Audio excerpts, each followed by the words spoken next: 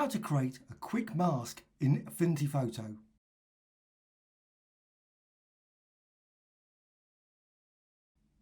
Select the layer, go to the Layers panel,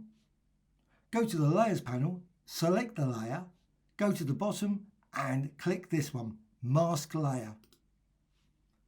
Then go to the Gradient tool and now just apply from top to bottom a gradient, default gradient.